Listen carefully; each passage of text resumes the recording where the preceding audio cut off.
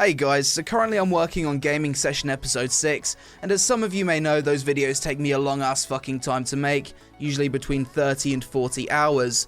The problem with this is it leaves big content gaps on my channel, so what I want to try to do today is just add some glorious filler content to the channel in the form of a wonderful gaming commentary, the most non-saturated genre of video on the internet. Some of you may be wondering, but Peon, why even bother making filler content? And that's a very good question. Basically, YouTube really doesn't like it if you only upload once a week, or if you don't really upload too often at all, and when you make big videos, highly edited stuff which takes a long time to make, your channel basically gets fucked over in the search algorithm, and it loses a lot of relevance on YouTube. So you kind of need to do a little bit of filler content just to keep your channel relevant on this website. But just to jump into the topic of this video, today we're going to be talking about what it's like to actually be a YouTuber. This was something I used to ask myself all the time a few years ago before I even had an account on this website.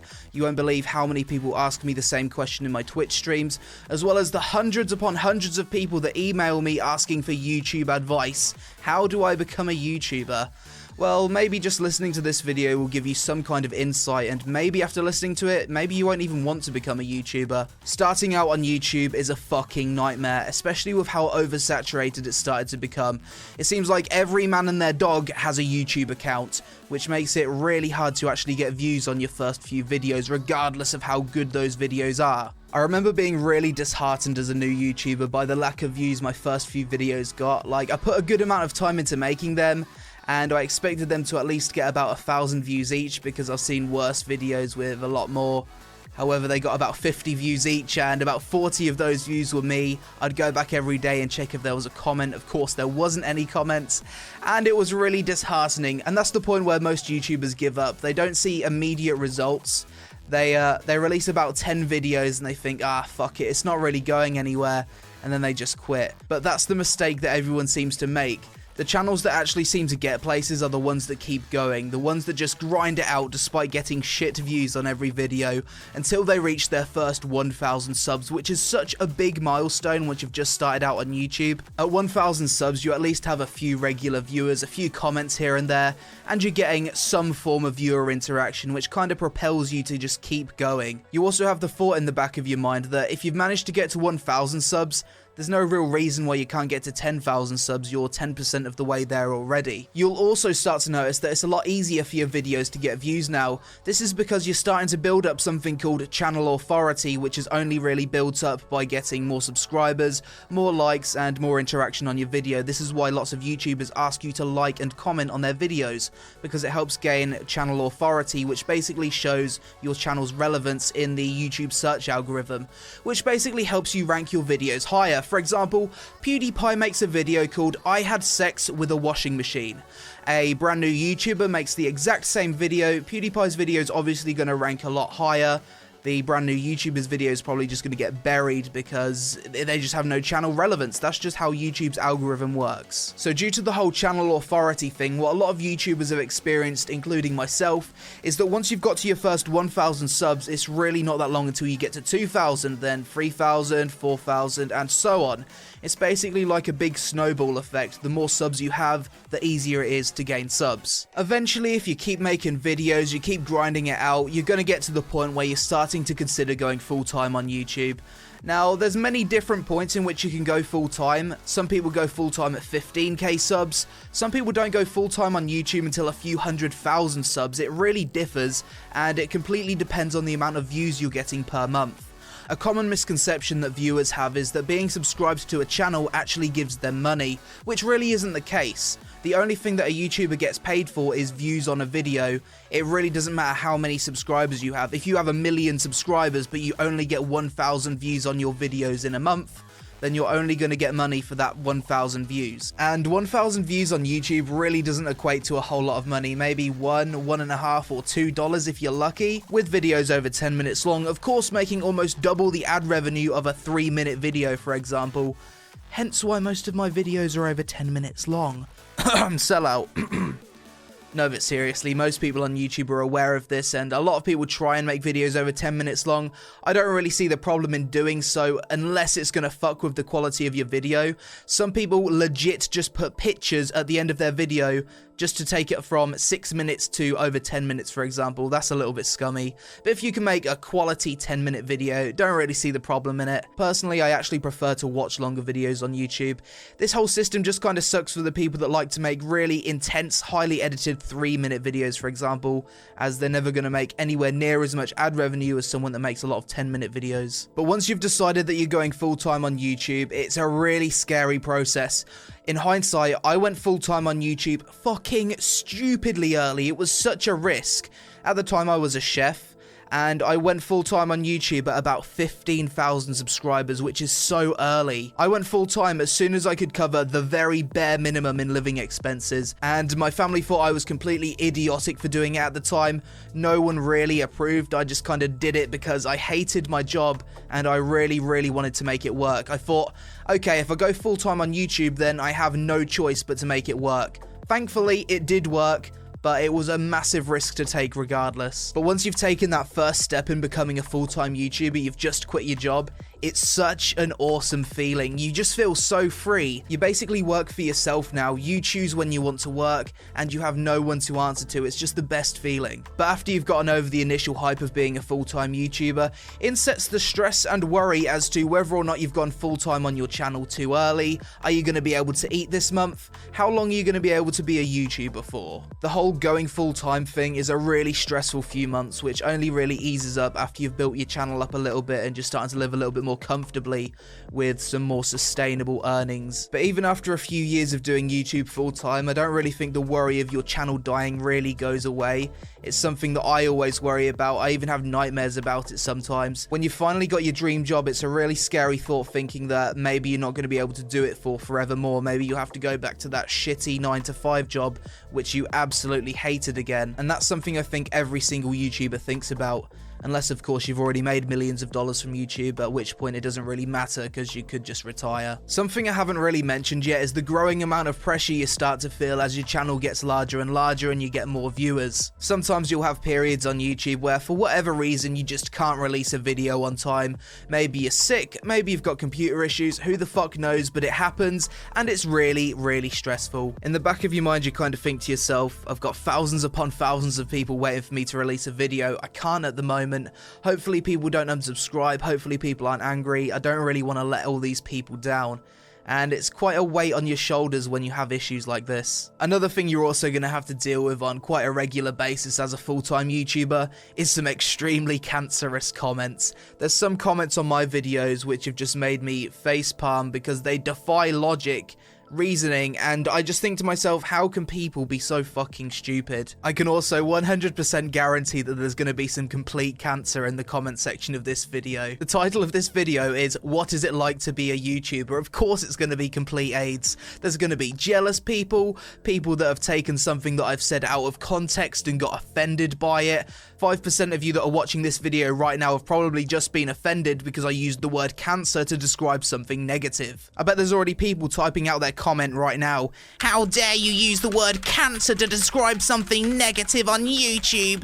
You don't know what cancer is. Unsubbed, faggot. In terms of actual hateful comments, they're probably about 1 in 100 for most YouTubers, but as a wise man once said, you could shake the hands of 100 people and get punched in the face by one. You're gonna remember the punch in the face. And I definitely feel as though that applies to YouTube comments quite a lot. In reality though, the hate comments that most YouTubers get are greatly outweighed by the sheer overwhelming amount of positive comments that there are on videos. Initially when you first start out on YouTube, it's a lot easier to let the negative comments get to you, but after a certain amount of time you just stop giving a fuck. You just kind of realize that no matter what you do, not everyone's gonna like you, and it's just best to be yourself and fuck what anyone else thinks, really. But if you're someone that can't take any form of criticism whatsoever, whether it be constructive or just complete AIDS, then YouTube probably isn't the place for you because you're going to get a lot of it, I feel as though to be a YouTuber, you really need to have thick skin. I feel as though I've spoke about the negatives of being a YouTuber for far too long at this point.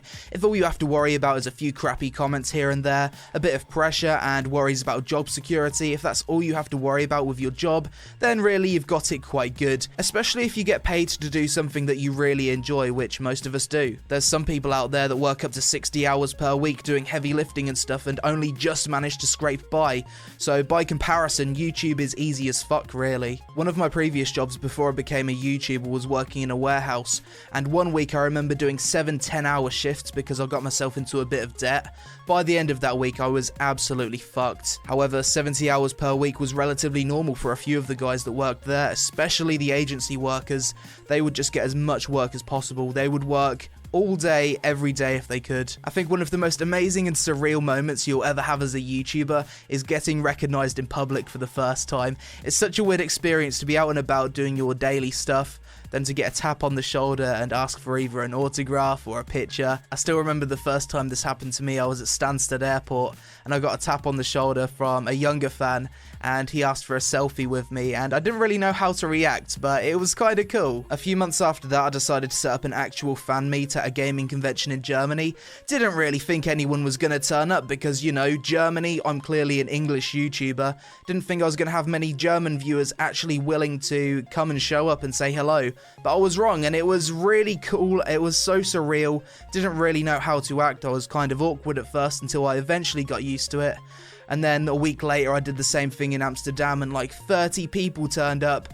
And it was absolutely crazy. I really enjoyed it. But it's experiences like this, actually meeting the people that watch and enjoy your content, that make being a YouTuber a really special job. Sometimes you'll go down into the comment section of your YouTube videos and you'll read comments from people who have said stuff like they've had a really shitty day and your videos have really cheered them up, you've made their day better, and they just really look forward to whenever you put out a video because it helps them take their minds off bad things in their life.